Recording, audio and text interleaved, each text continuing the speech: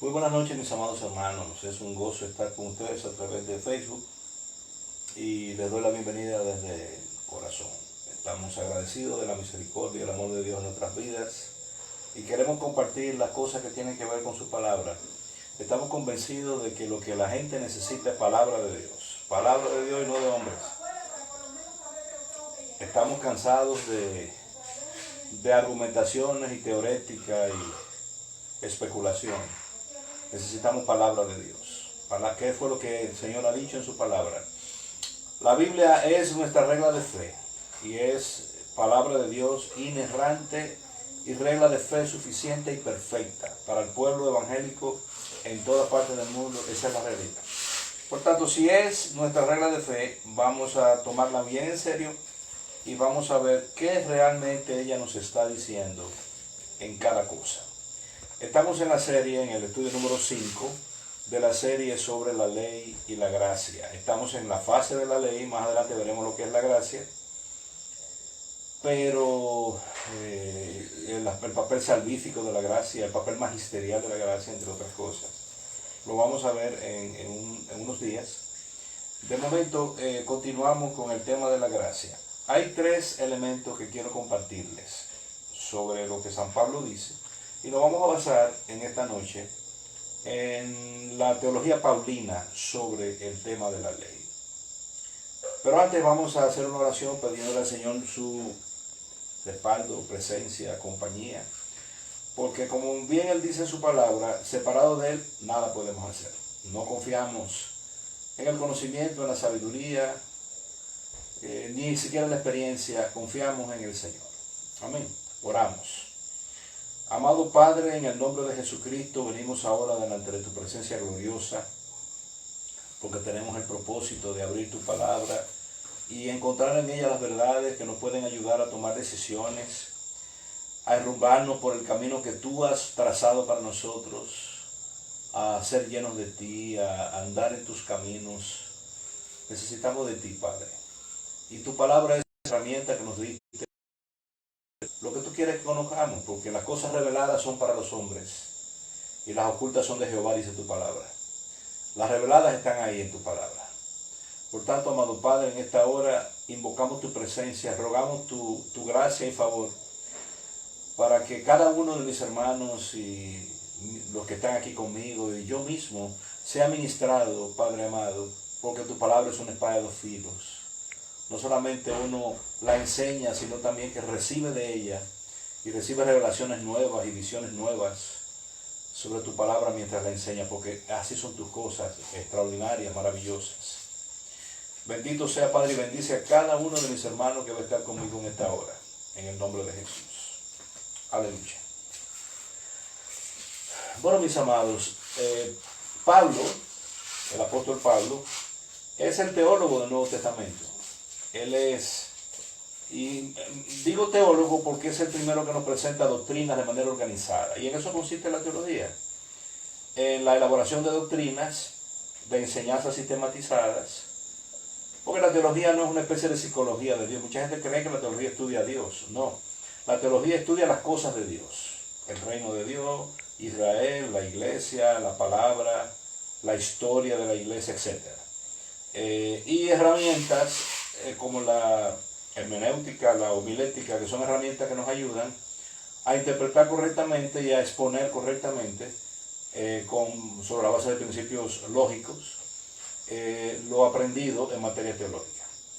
Entonces, Pablo es una persona que nos da en el Nuevo Testamento ideas concluyentes y precisas y organizadas sobre temas diferentes de nuestra fe. Y uno de los centrales es el tema de la ley y de la gracia, porque San Pablo tuvo una batalla muy fuerte en su tiempo, cuando los creyentes primitivos creían que el cristianismo era una especie de secta nueva judía, una nueva versión del judaísmo, pero no era así. El cristianismo es una fe para toda la humanidad, y cualquier persona de toda tribu, lengua y nación puede acceder a los principios fundamentales de esta fe y beneficiarse de las promesas que encarna esta fe, porque nuestro Rey se inmoló a sí mismo, se despojó de su gloria y vino a esta tierra y se inmoló a sí mismo precisamente para darnos a todos los que creemos en Él un estatus diferente, perdonar nuestros pecados y prepararnos para la eternidad. Entonces, no importa de dónde tú seas, hay un nuevo orden, hay un nuevo plan, hay un nuevo pacto. Y ese pacto no es en la ley de Moisés, sino en la sangre del Cordero Santo de Dios. Bendito sea su nombre santo. Entonces, hay tres elementos que quiero compartir antes de entrar en un análisis de lo que dice la carta a los Gálatas, porque para entender la teología paulina sobre el tema de la ley, hay que leerse detenidamente lo que Pablo le dice a los Gálatas y también lo que le dice a los romanos. Una que otra cosa también le dice a los corintios, pero donde hay más información sobre el pensamiento paulino acerca del tema de la ley de Moisés y su papel y su trascendencia y todo, es leyendo a fondo la carta a los Gálatas y también la carta a los romanos. Bueno, lo primero que les quiero compartir está en Gálatas 3, versos 24 y 25. Voy a usar mi Biblia que está aquí adentro. No estoy viendo la otra mía, la física, pero vamos a usar esta mientras tanto. Gálatas 3, versos 24 y 25. San Pablo nos dice algo sumamente importante.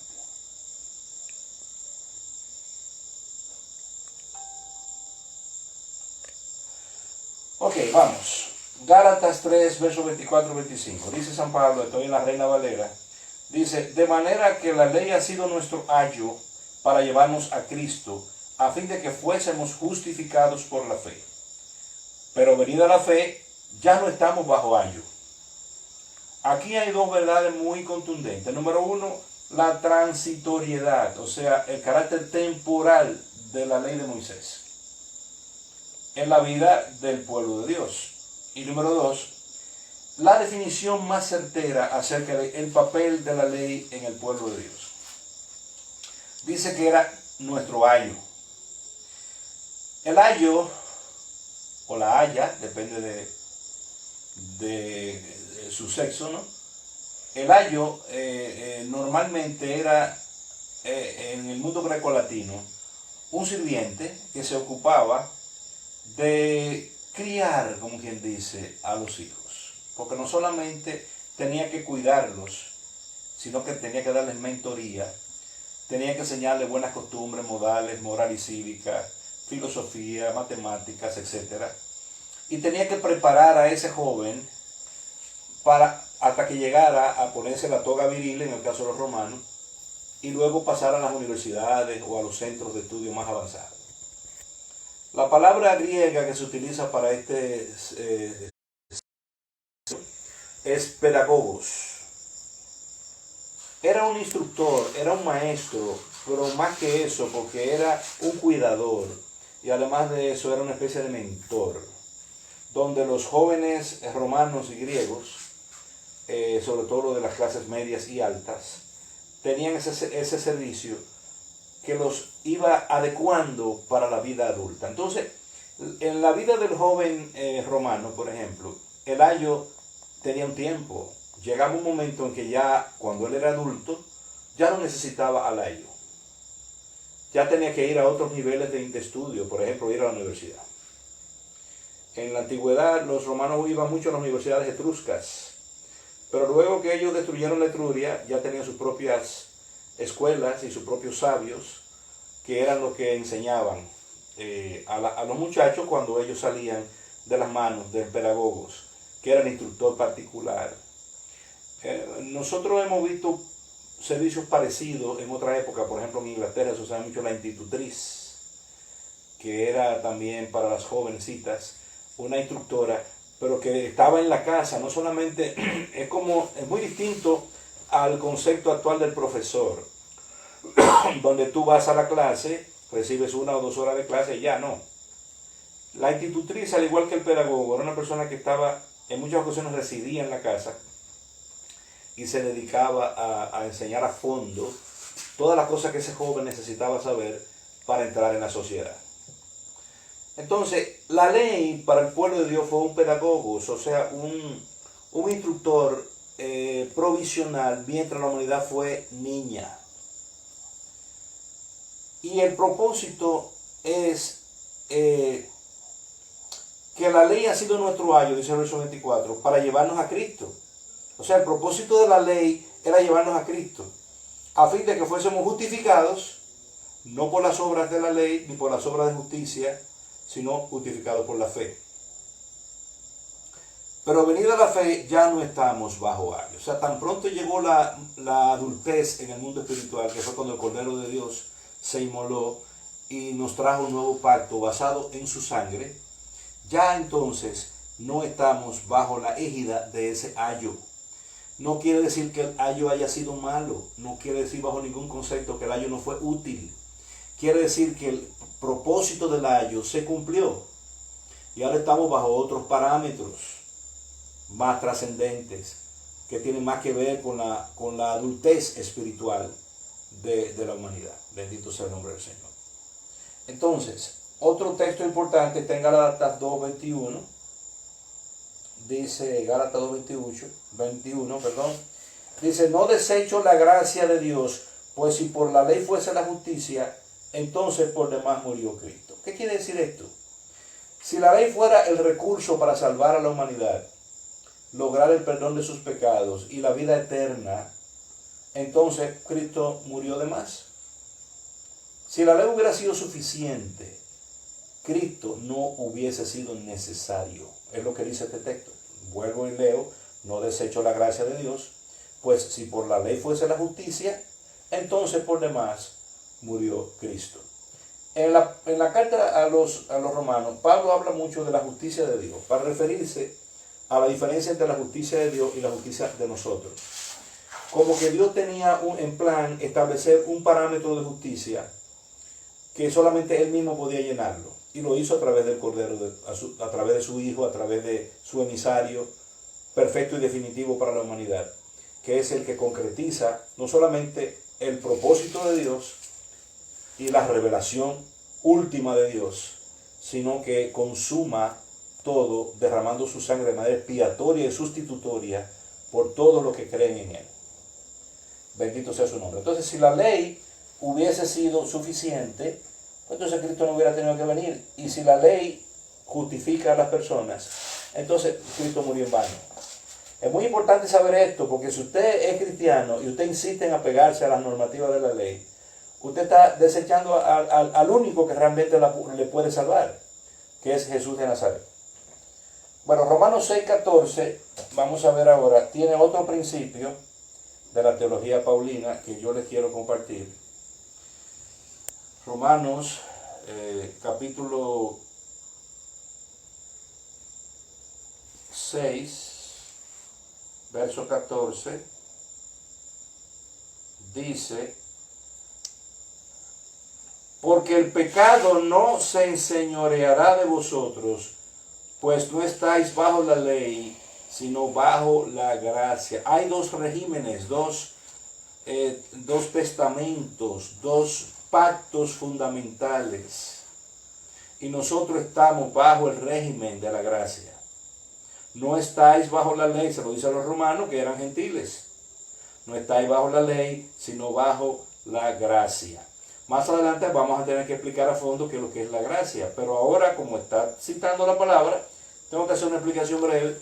La palabra gracia es un arcaísmo en la lengua española que don Casiodoro nos muestra aquí. Déjame ver qué dicen otras traducciones. Porque la verdad es que la palabra gracia en el español actual sería algo así como gratis. O sea, gracia es gratuidad, es regalo, es algo inmerecido que no tenemos forma de pagar. Gracia es gratis. Entonces, vamos a ver otra vez en otra traducción esto que dice en Romanos 6:14. Lo voy a buscar en la traducción Dios habla hoy, la versión popular de la Sociedad Bíblica Unida, que es una versión de 1960, de la década del 60, en el español actual. Y dice así: Romanos 6:14 dice: Entonces, ¿qué? Verso 14. Así el pecado ya no tendrá poder sobre ustedes, pues no están sujetos a la ley, sino a la bondad de Dios. Esto es un concepto muy interesante. Ustedes saben que muchas veces las traducciones en realidad son interpretaciones.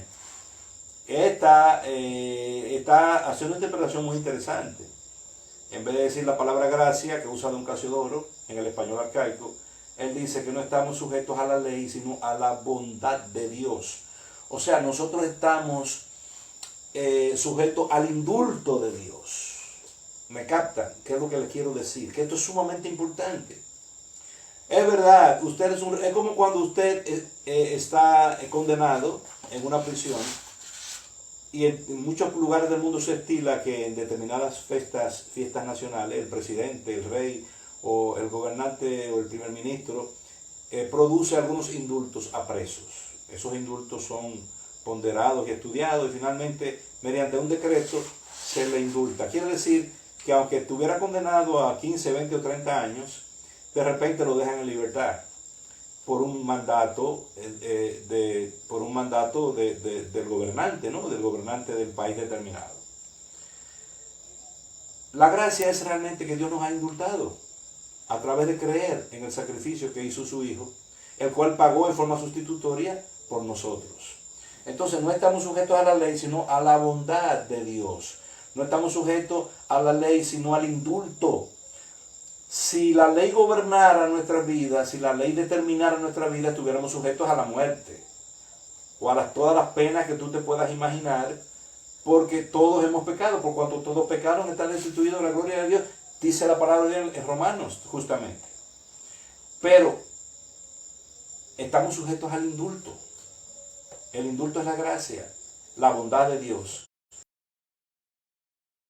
Y nos ha traído al reino de su Hijo, en el cual nosotros tenemos redención y perdón de nuestros pecados y vida eterna. Esos son los tres elementos que le quería compartir. Número uno, la ley es el ayo, o sea, el pedagogos, que es un instructor provisional. Luego vemos que si vamos a vivir por la ley, entonces en vano murió Cristo. Y en tercer lugar, que al Señor, que nosotros no estamos sujetos a la ley, no estamos bajo la ley, sino bajo la gracia, bajo el indulto de Dios. Bendito sea su nombre santo. Estos son tres elementos que para mí son de mucha importancia en la teología paulina acerca del tema complejo, intrincado y vasto de la gracia. Yo quiero ahora compartirles que a partir del capítulo 2 de la Carta a los Gálatas, Pablo hace un desglose bastante amplio y extenso de su teología sobre el tema de la ley. Entonces, vamos a comenzar, vamos a ver hasta dónde podemos llegar esta noche, pero vamos a estar estudiando en los próximos miércoles, vamos a estar estudiando precisamente eso. En la Carta a los Gálatas a partir del capítulo 2. Vámonos a la Reina Valera, que es nuestra Biblia, que no sabemos de memoria y todo eso, ha estado con nosotros durante los últimos 50 y pico de años, y el pueblo evangélico latinoamericano esa es su Biblia, ¿verdad? Pero sabemos que como todas las traducciones tienen sus imperfecciones y que por eso tenemos que auxiliarnos, a menos que aprendamos hebreo y griego, tenemos que auxiliarnos del parecer de otros traductores. Bien, entonces Pablo está aquí en el capítulo 2 contando su experiencia después de su conversión. Bien, comienza a presentar sus posiciones frente al tema de la ley de Moisés. Dice así, capítulo 2, verso 1 en adelante. Después, pasados 14 años, subí otra vez a Jerusalén con Bernabé, llevando también conmigo a Tito. Pero subí según una revelación, y para no correr o haber corrido en vano, expuse en privado a los que tenían cierta reputación el evangelio que predico entre los gentiles. O sea, va a Jerusalén después después de 14 años, se llevó a Bernabé y a Tito y expuso en privado a gente de cierta reputación el evangelio, pero el mismo evangelio que él predica entre los gentiles. Porque ya hemos visto que se dice en la Biblia con toda claridad que a Pedro le fue encomendado el evangelio de los judíos, la evangelización de los judíos, mientras que a Pablo le fue encomendada la evangelización de los no judíos, de los occidentales, de los paganos romanos, griegos, y de la gente del mundo grecolatino, en otras palabras. Mas ni aun Tito, que estaba conmigo con todo y ser griego, fue obligado a circuncidarse. Es interesante que él plantea aquí que cuando él estuvo de visita en Jerusalén, 14 años después de su conversión, cuando ya él tenía su ministerio de predicador y de plantador de iglesia y todas esas cosas que él fue desarrollando, dice que en su visita a Jerusalén, a pesar de que Tito era griego, porque la misma palabra Tito es un nombre romano. Tito es un nombre que muchos romanos en la historia tuvieron ese nombre. Entonces, incluyendo emperadores. Entonces, con todo y que Tito era de origen griego, no fue obligado a circuncidarse. O sea que ellos no intentaron en Jerusalén circuncidarlo. Porque los apóstoles eran hombres de Dios que estaban en sintonía con el Señor y estaban, aunque no entendían muchas cosas, las fueron entendiendo de manera gradual, pero nunca asumieron posiciones radicales contra cosas que ellos no entendían, como otros sí lo han hecho a través de la historia. Y esto a pesar de los falsos hermanos, fíjate qué interesante el concepto, falsos hermanos introducidos a escondidas, que entraban para espiar nuestra libertad que tenemos en Cristo Jesús, para reducirnos a esclavitud. O sea, esos hermanos se habían dedicado a espiar a Pablo para ver hasta qué punto él se había apartado de la ortodoxia judía y poder acusarlo, cuestionarlo o lo que sea. Y él le llama falsos hermanos. Claro que sí, porque cuando un hermano está en lo que tiene que estar, está sumamente involucrado en el proceso de él cambiar y puede ayudar a otros a cambiar, pero en realidad su propósito fundamental es el cambiar. Cuando tú ves a un hermano con una actitud de juicio, una actitud prejuiciosa, acusadora, ese hermano tiene problemas. Y en este caso aquí él le llama falsos hermanos, y mucho más que se dedican a espiar a otros. Si usted no es el señor de alguien, usted no tiene que estar espiando a nadie. Usted no tiene que estar, lo suyo es dar un buen testimonio, dar un buen ejemplo, amar a las personas, predicar el evangelio, orar por las personas y dejar que el Espíritu Santo haga lo que tiene que hacer con ella, que la transforme es el Espíritu Santo. Por muy líder que usted sea, por muy apóstol, por muy pastor, por muy predicador, por muy ungido que usted esté, el trabajo suyo no es transformar los corazones de la gente. El trabajo suyo es enseñar y predicar. Esa obra transformadora y salvífica la hace el Espíritu de Dios. Entonces, si usted ve que una gente no está entendiendo algo, lo suyo es orar. Y en su momento decir lo que tenga que decir. Pero esto de estar espiando y de estar llevando contabilidad de vidas ajenas, y eso no tiene nada que ver con el cristianismo auténtico, hermano. Entonces, dice acerca de eso que él llama falsos hermanos, a los cuales, en verso 5, ni por un momento accedimos a someternos para que la verdad del evangelio permaneciese con vosotros. Pero de los que tenían cierta reputación de ser algo, lo que haya sido en otro tiempo, nada me importa. Dios no hace acepción de personas. A un pueblo de reputación nada nuevo me comunicaron. O sea, es probable que se esté refiriendo a reputación en cuanto a la fe. Líderes cristianos, además de los apóstoles, ya había otros líderes cristianos, ancianos, hombres que se habían levantado y que Dios había traído con revelación, con autoridad y con unción. Y todas esas personas que tenían buena reputación, dice que a él no le importaba mucho porque Dios no hace excepción de personas. Y esta es una posición muy típica de los hombres de Dios. A los hombres de Dios no nos impresionan los currículos humanos. No nos impresionan los títulos ni nada de eso. Es que después que tú conoces al gran rey, ya nadie es tan importante. Cuando tú te encuentras con Jesucristo, tu vida cambia.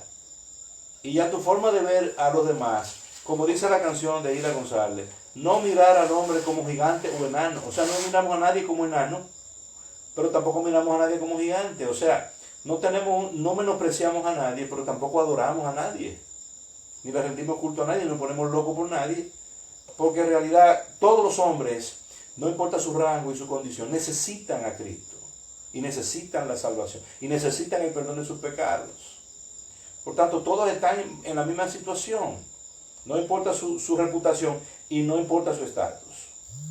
Antes, por el contrario, verso 7, como vieron que me había sido encomendado el evangelio de la circuncisión, de la incircuncisión, o sea, de los no judíos, como a Pedro, el de la circuncisión, el de los judíos, pues el que actuó en Pedro para el apostolado de la circuncisión, actuó también en mí para con los gentiles.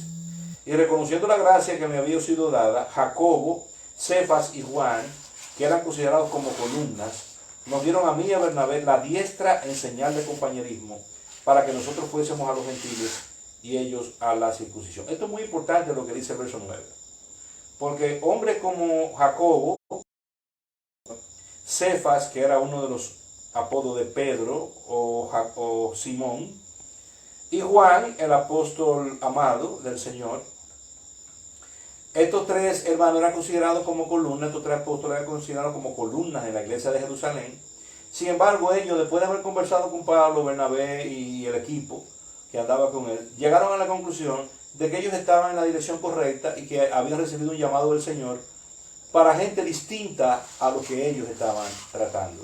Y le dieron la diestra en señal de compañerismo. No los sometieron a ningún tipo de yugo, no los obligaron a unir posiciones teológicas, doctrinales o costumbres o lo que sea, no lo calificaron como propiedad de ellos, simplemente le dieron la diestra en señal de compañerismo. Esto es una palabra muy relevante, porque esto quiere decir que los apóstoles tuvieron la suficiente visión para entender que el reino de Dios es vasto, que no se limitaba al fenómeno que había pasado glorioso en Jerusalén, sino que otras cosas estaban pasando en otras partes del mundo, porque el Señor está vivo y activo. Él había resucitado y había hasta el fin del mundo. Entonces, es interesantísimo este asunto de que los grandes apóstoles de Jerusalén se limitaron a darle la diestra a Pablo en señal de compañerismo. O sea, le dieron la mano de compañerismo, lo calificaron como igual a ellos. Entonces nos pidieron que nos acordásemos de los pobres, lo cual también procuré hacer con diligencia. O sea, solamente les pidieron, miren, pues ustedes van bien, lo felicitamos, y como compañero de ministerio, solamente acuérdense de los pobres, porque ya empezaba a haber dificultades en Jerusalén, dificultades económicas. Vemos a Pablo en varias ocasiones pidiendo ayuda económica para ir a llevar de ofrendas a los hermanos en Jerusalén. Pero cuando Pedro vino a Antioquía, le resistí cara a cara porque era de condenar.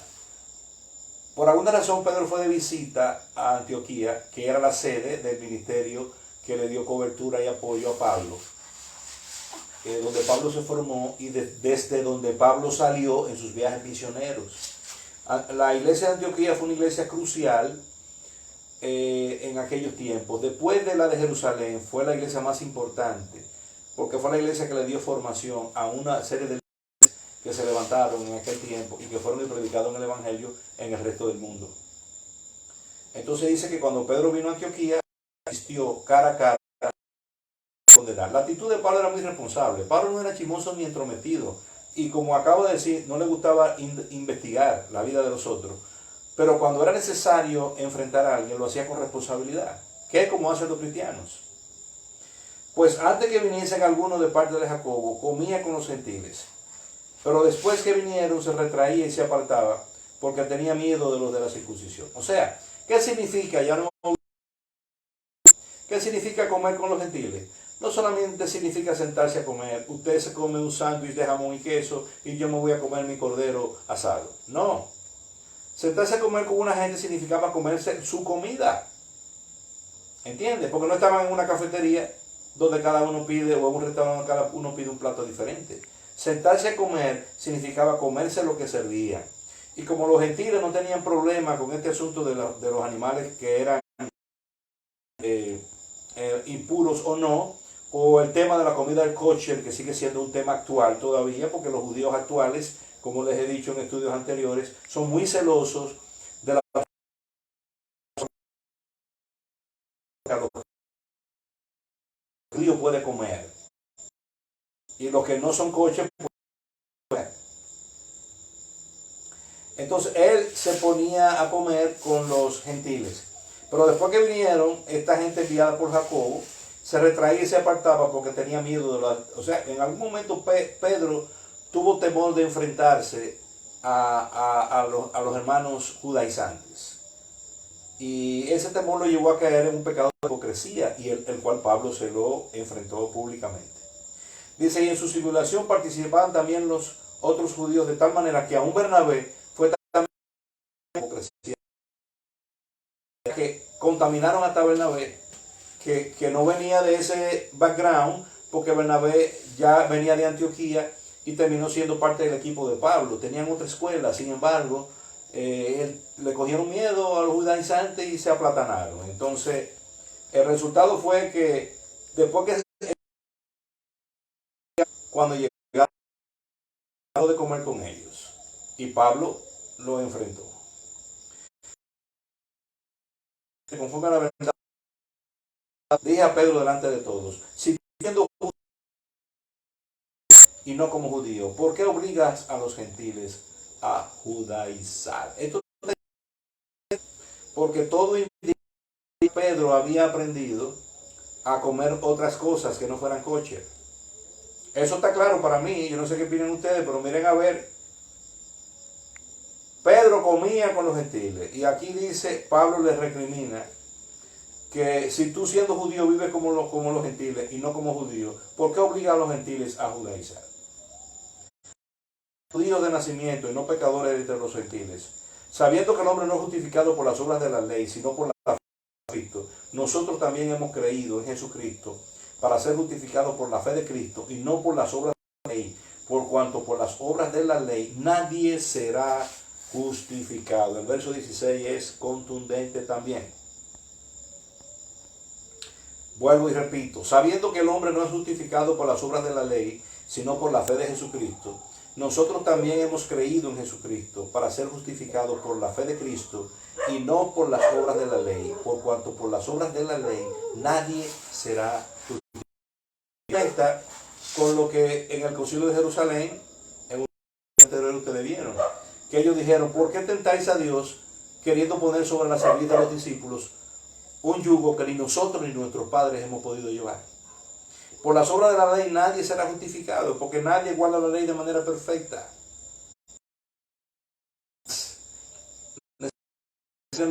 Para ser salvos necesitamos algo más, y eso fue el sacrificio expiatorio de Cristo. Y es la fe en Cristo la que nos justifica. ¿Qué es justificar? Justificar es hacer justo algo que por naturaleza no lo es. Y San Pablo corona ese concepto de la justificación, como lo dicen Romanos, justificados pues por la fe, tenemos paz para con Dios por medio de nuestro Señor Jesucristo. Justificados, hechos justos, sin pues por la fe, tenemos paz de nuestro Señor Jesucristo. La paz con Dios la produce la fe en el sacrificio. Y eso estaba en la ley, porque la ley tenía claro que la única forma de ser limpio de los pecados era ofreciendo sacrificios. Era la sangre de los corderos y los machos cabríos lo que limpiaba al ofrendante de sus pecados. Ahora fue la sangre del Hijo de Dios la que hemos ofrecido, porque cada uno de nosotros, cuando se ha acercado a Cristo, ha presentado ese sacrificio en el altar de Dios. Ese sacrificio perfecto.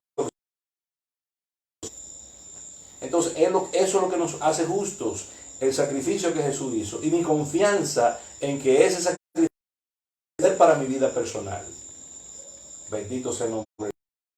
Y si buscando ser justificados en Cristo también somos hallados pecadores, ¿es por eso Cristo ministro de pecado? En ninguna manera. Porque si las cosas que destruí la misma vuelvo a edificar, porque yo por la ley soy muerto para la ley, a fin de vivir para Dios.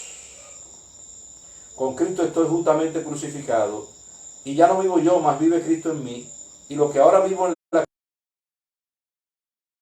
el cual me amó y se entregó a sí mismo por mí. San Pablo está aquí hablando de un fenómeno que es imprescindible. Jesús habló de ese tema, le llamó nuevo nacimiento. El que no naciera de nuevo no entrará al reino de los cielos. El que no nace del agua y del espíritu. La Biblia lo llama conversión también, que es uno decide cambiar el rumbo de su vida, el corazón y los sentimientos y las emociones, y pecado y podemos venir a entregárselo al Señor. Ahí se comienza un proceso complejo que se llama conversión.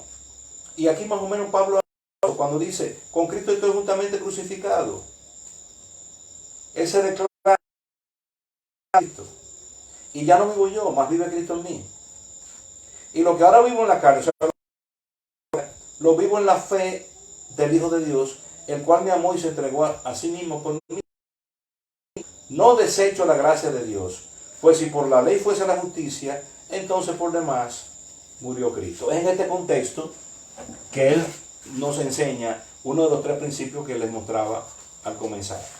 Que la gracia no puede ser desechada, porque si la justicia fuese alcanzada por medio de la observancia de la ley, entonces Cristo murió de más. O sea, no tiene sentido la muerte de Cristo. En el capítulo 3 continuamos, a ver si analizamos un poquito el capítulo 3, y para concluir en esta noche, todavía tenemos un poquito de tiempo, apenas son las 8:36. Dice, oh Gálatas insensatos, ¿quién os fascinó para no obedecer a la verdad? A vosotros ante cuyos ojos Jesucristo fue ya presentado claramente entre vosotros como crucificado. Esto solo quiero saber de vosotros. ¿Recibisteis el Espíritu por las obras de la ley o por el oír con fe? Tan necios sois, habiendo comenzado por el Espíritu, ahora vais a acabar por la carne. Óyeme, este es un argumento en bromón, porque Pablo está razonando aquí que lo que ellos recibieron, que es el Evangelio, viene del Espíritu de Dios. Quieren eso de lado para meterse a observar los mandatos y las ordenanzas y las liturgias y los rituales de la ley de Moisés, cosa que era completamente extraña para ellos, porque los gálatas no eran judíos. Entonces le dice, ustedes son tan necios que comenzaron por el Espíritu y ahora van a acabar por la carne. Está diciéndonos, casi siempre que se nos habla de carne, se nos está hablando de naturaleza pecaminosa, malas, pero la religión es parte de la cosa de la carne. La religión, basar nuestro progreso espiritual en nuestros propios méritos y en las cosas que nosotros podemos alcanzar y hacer, eso es la religión. Y la religión es de la carne, porque en esencia es el hombre queriendo hacer las cosas. Y el hombre, para poder progresar en este camino, necesita declararse incompetente y reconocer que no va a lograr nada por sí mismo, que necesita un Salvador y que ese Salvador es Jesucristo. Eso es crucial, eso es vital para poder avanzar en el mundo espiritual. Mientras tú estés confiando en tus habilidades, en tus recursos, en tu poder, en tu autoridad, en tu señorío, en lo que tú quieras, no vas a ir a ningún sitio. Tiene que vivir Cristo en ti y tú tienes que ir a la cruz. Y todo lo que tú eres, y todo lo importante que tú tienes, y toda tu sabiduría, y toda tu gloria personal, y clavar en la cruz. No hay otra forma. Esa es la base de una vida espiritual bendecida y próspera. Dice, tan necios sois, habiendo comenzado por el Espíritu, ahora vais a acabar por la carne. Tantas cosas habéis padecido en vano, si es que realmente fue en vano. Aquel pues que os suministra el Espíritu y hace maravillas entre vosotros, ¿lo hace por las obras de la ley o por el oír con fe? Dice la Escritura que la fe viene por el oír y el oír la palabra.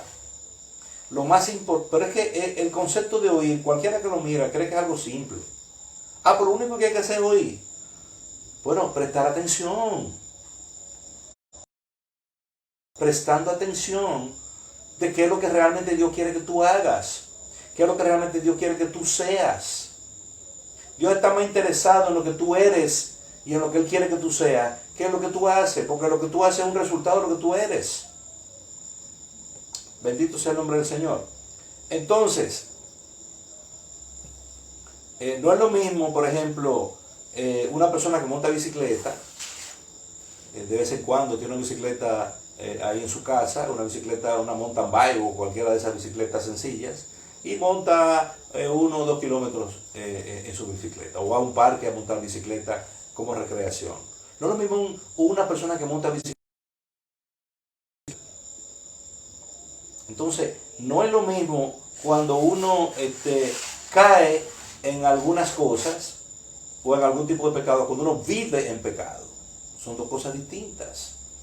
Entonces, realmente el haber comenzado en el espíritu y haber terminado en la religiosidad, que es lo que Pablo nos dice cuando quiere decir que termina con la carne, es algo que a Pablo lo consternó. O sea, que estos hermanos, a quienes se le enseñaron las cosas como son, y que también ha habido una tremenda manifestación del poder de Dios en la vida de ellos, y han ocurrido milagros y señales y prodigios y revelaciones y cosas tremendas.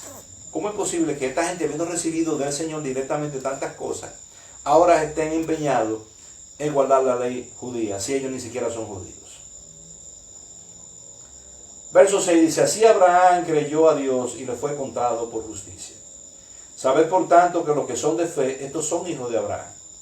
Y la Escritura, previendo que Dios había de justificar por la fe a los gentiles, dio de antemano la buena nueva a Abraham diciendo: en ti serán benditas todas las naciones.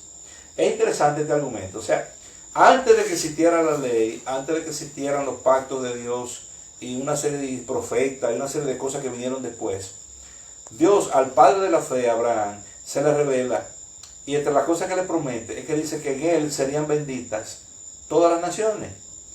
O sea que desde el principio estamos viendo, es lo que dice San Pablo aquí, que el plan de Dios no era solo con un pueblo, sino con todas las naciones. Y que en Abraham serían benditas todas las naciones. En la simiente de Abraham, es Cristo. De modo que los de la fe son bendecidos con el creyente Abraham.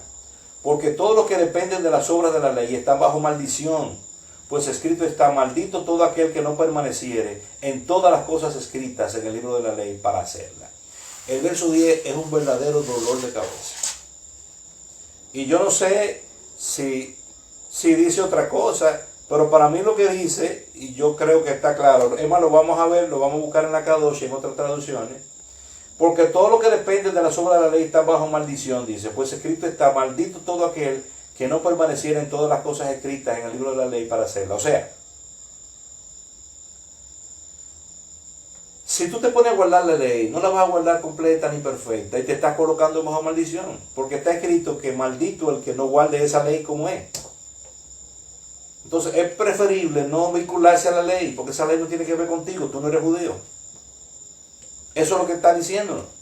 Ahora, yo voy a leerlo ahora en la Kadosh, que es la Biblia hebrea mesiánica, maravillosa, que me encanta. Estamos hablando de Gálatas 3, ¿verdad? Gálatas 3, verso 10. ¿Está felina?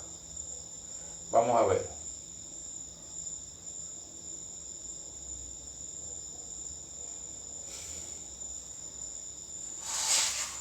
Mira lo que dice la versión de la Kadosh. Dice, porque, verso 10, Gálatas 3:10. Dice, porque todo aquel que depende de la observancia legalista, entre paréntesis, obras de la ley, de los mandamientos de la Torá, vive bajo maldición. Puesto que está escrito: maldito todo el que no se mantiene haciendo todo lo escrito en el rollo de la Torá. Tremendo lío. O sea, ¿cómo es posible? Porque, ok, si tú eres judío de origen, y tú yo entiendo que tú quieras estar bajo la ley. Eso fue lo que heredaste de tus antepasados. Y aun cuando llegas a Cristo, aún insiste en eso, porque eso es tu herencia espiritual. Pero si tú no eres judío, ¿cómo te vas a meter en eso? Eso es lo que me dice aquí. Si tú no eres judío, ¿cómo que te vas a meter en esa cuestión que ni el mismo pueblo de Israel ha tenido éxito guardándola de manera perfecta e impecable? Metes a guardar la ley, te vas a colocar bajo maldición. Y que por la ley ninguno se justifica para con Dios es evidente, porque el justo por la fe vivirá. Aquí está haciendo una cita de uno de los profetas que dice: el justo por su fe vivirá. Y la ley no es de fe, sino que dice: el que hiciera esta cosa vivirá por ello. O sea, la ley se circunscribe a guardar cosas, a hacer cosas, a esto, a aquello, no haga esto, no haga lo otro, etc. Eso es lo que las leyes de cualquier género dicen. Sin embargo, la fe es más abstracto, es más contundente, porque la fe tiene que ver con todo lo que tú eres, porque tú eres lo que tú crees. Lo que tú crees determina todo lo que tú eres y todo lo que tú haces. Es lo más relevante que puede haber en la vida de alguien, lo que esa persona cree. Entonces, la ley no es de fe, sino que dice el que hiciera esta cosa vivirá por ella. Cristo nos redimió de la maldición de la ley, hecho por nosotros maldición, porque está escrito, maldito todo el que es colgado de un madero. Uno de los argumentos proféticos mesiánicos era que maldito el que fuera colgado de un madero. Jesús se colgó de un madero, por tanto se hizo maldición por nosotros, pero para redimirnos. El verso 13 también es crucial, porque él dice, Cristo nos redimió de la maldición de la ley. Redimir es comprar, pagar un precio por alguien. Cristo nos redimió de la maldición de la ley, hecho por nosotros maldición. O sea, aquí entiende que la ley es un problema para el que pretende observarla, sobre todo en este tiempo de la gracia. Bendito sea el nombre del Señor. Y no es porque la ley sea mala. Más adelante vamos a ver cómo San Pablo dice que la ley es espiritual. El problema lo tiene el hombre, no la ley. La ley es perfecta. La ley dice lo que es la conducta correcta y perfecta. Y lo que a Dios le agrada, lo dice la ley. El problema es en la operatividad. O sea, el problema es que nosotros no hemos tenido capacidad de guardarla de manera perfecta. Y Israel tampoco. Entonces, Cristo nos redime, nos compra de esa maldición. ¿Por qué es una maldición la ley? Si la ley es buena y es de Dios y tiene el propósito de expresar lo que es bueno y lo que es malo. ¿Por qué la ley aquí es una maldición? Por nuestra incapacidad para observarla. San Pablo en el capítulo 7 de Romanos dice que la ley es espiritual, que es buena, pero yo soy carnal, vendido al pecado, dice. El problema lo tiene la humanidad, no la ley. Entonces, ¿por qué una cosa que es buena se convierte en una maldición? Por nuestra incapacidad para observarla y para cumplirla de manera perfecta. Por eso necesitábamos otra cosa más contundente y más poderosa, que es el indulto. ¿Por qué la ley es una maldición? ¿Cómo lo podemos aplicar? Comete un delito. ¿Qué hace? Infringe una ley, la ley positiva, la ley de los hombres, y la condenan a 10 años de cárcel. La ley que le produjo, la ley no es mala, la ley es buena, pero en el caso de él, la ley lo perjudicó, porque al él violarla y demostrarse en un tribunal, en un juicio, se determina una sentencia y la ley le cae encima a este hombre y lo maldice con de prisión. Pero entonces viene un presidente y lo indulta. Eso es lo que ha ocurrido con nosotros. Jesús nos redimió de la maldición de la ley. No porque la ley sea mala, sino porque nosotros somos transgresores por naturaleza. Por cuanto todos pecaron, dice, están destituidos de la gloria de Dios. Por eso necesitábamos algo más poderoso que la mera ley. Necesitábamos el indulto, la gracia, el favor de Dios, el perdón, la misericordia, la compasión de Dios en nuestra vida. Y la hemos alcanzado gracias al sacrificio perfecto y definitivo que el Cordero Santo, el Cordero Inmaculado de Dios, hizo en esa cruz del Calvario. Verso 14 dice, para que en Cristo Jesús la bendición de Abraham alcanzase a los gentiles, a fin de que por la fe recibiésemos la promesa del Espíritu. Esa bendición que profirió Abraham en la antigüedad, de que en la simiente de él serían benditas todas las naciones de la tierra y las familias, así se ha concretizado. Hermanos, hablo en términos humanos. Un pacto, aunque sea de hombre, una vez ratificado, nadie lo invalida ni le añade. Cuando usted hace un acuerdo, por ejemplo un contrato, automáticamente ese contrato se valida. Dice aquí es ratificado. O sea, cuando un notario hace y lo sella y lo firma, ya no se puede devolver. Ya está hecho el contrato. No se le puede quitar, ni se puede invalidar, ni se le puede añadir cosas. Así mismo son los pactos que Dios hace. Ahora bien, a Abraham fueron hechas las promesas y a su simiente. No dice y a las simientes, como si hablara de muchos, sino como de uno. Y a tu simiente, la cual es Cristo. Está refiriéndose al conversatorio que tuvo Dios con Abraham, que le dijo, en tu simiente serán benditas todas las familias de la tierra. Entonces dice que aquí está analizando Pablo, está haciendo teología, está haciendo doctrina, está analizando cosas con precisión, y dice que no está hablando de las simientes en plural, sino de una sola simiente. ¿Y cuál es esa simiente? Cristo. Esto pues digo, el pacto previamente ratificado por Dios para con Cristo, la ley que vino 430 años después, no lo abroga para invalidar la promesa. O sea, la ley vino después de este pacto que Dios hizo con Abraham. Por tanto, la ley que vino 430 años después no puede invalidar ese pacto que Dios hizo con Abraham. Porque si la herencia es por la ley, ya no es por la promesa. Pero Dios la concedió a Abraham mediante la promesa. Entonces, ¿para qué sirve la ley? Fue añadida a causa de las transgresiones.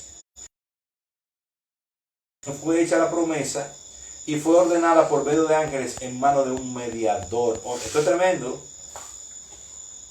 La ley, ¿para qué sirve? Bueno, fue añadida, fue traída como consecuencia de las transgresiones. Ella vino para ponernos reglas, para ponernos normativas, porque la humanidad no podía estar sin normativas.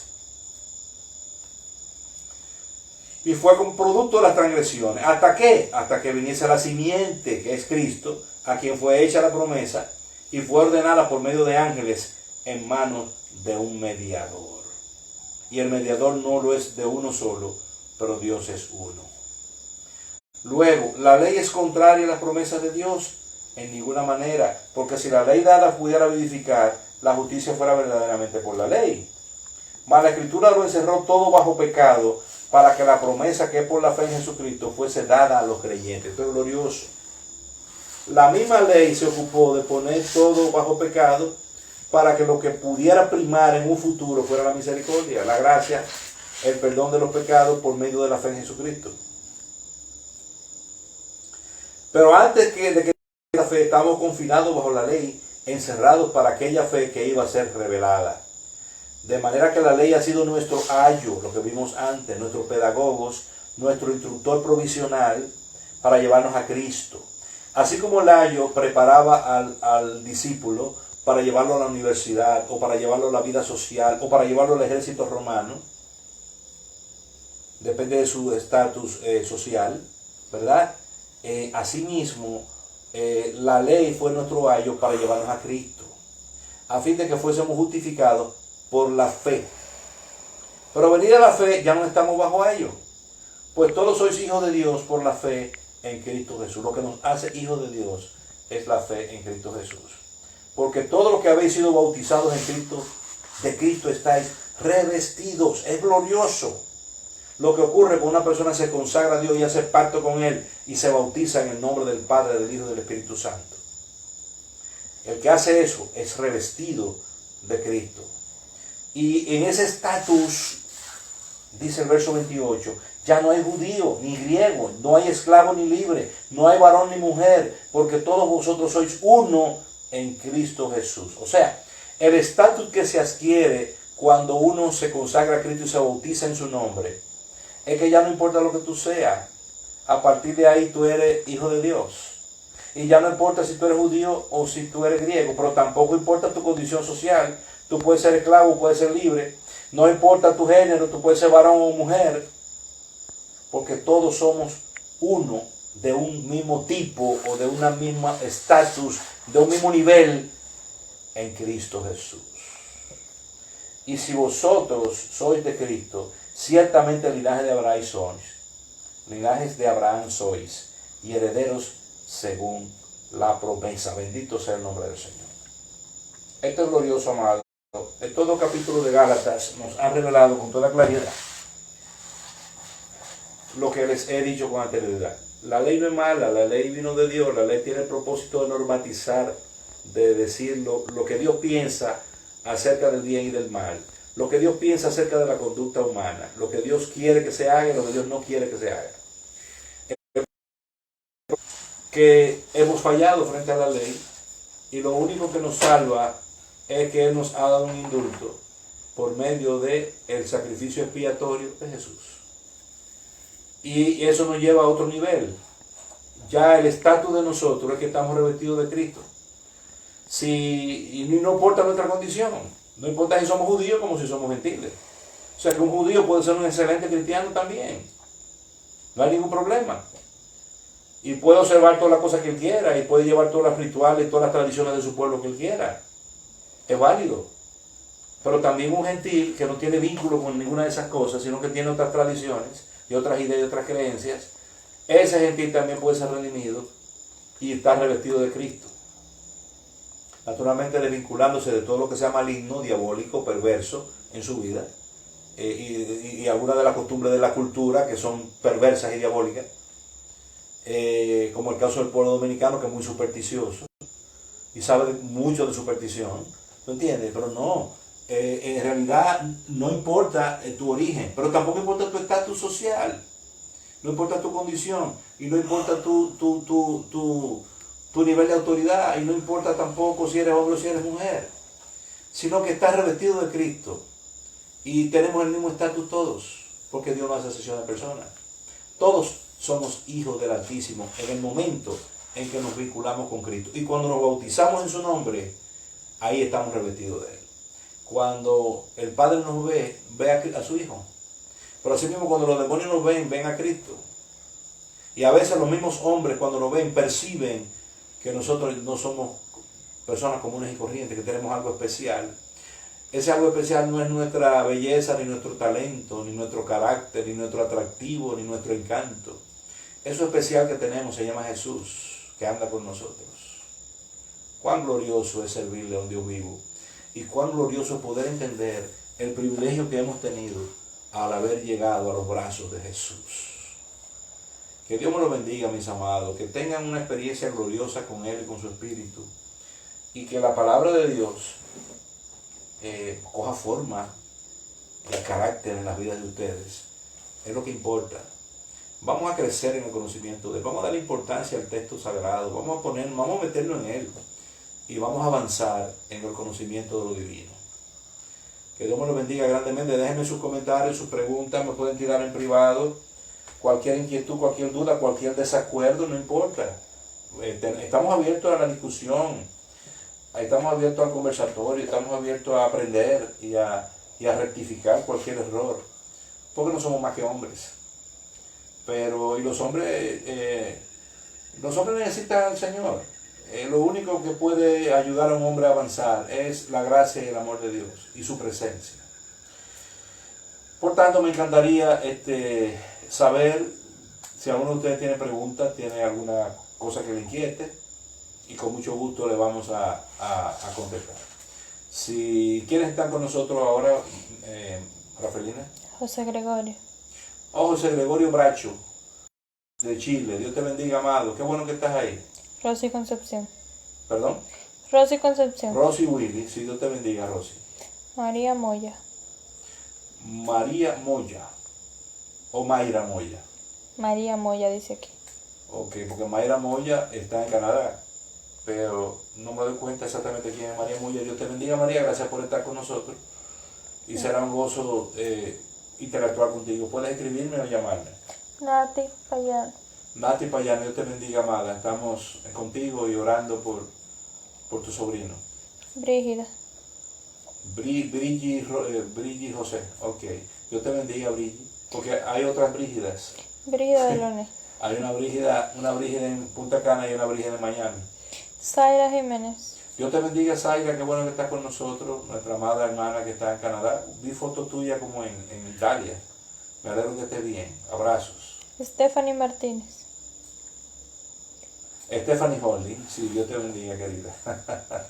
Micha. Oh, Micha, tú estás ahí todavía. Yo te veo con frecuencia en las actividades nuestras. Me encanta que estés ahí. Dios te bendiga. Miguelina Yurden. Dios te bendiga, Migui. Sobeida Matías.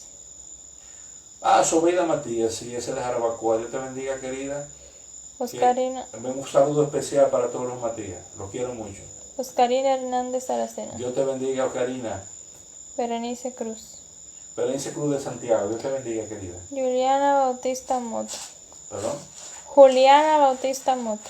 Dios le bendiga, Juliana. Un placer. Gracias por estar con nosotros. Yulisa Iván. Yulisa Iván. Dios te bendiga, querida. Yolanda Fernández. Yolanda Fernández. Dios te bendiga, querida, de Santiago también. Orlando Valdés. Yolanda, de ella la amiga Mayra, la sobrina. ¿Perdón? Yolanda, la que va con Mayra. Okay. No, ella. No, esta es Fernández, esta es de Santiago, hermana de Dinora. Sí, Dios te bendiga, querida.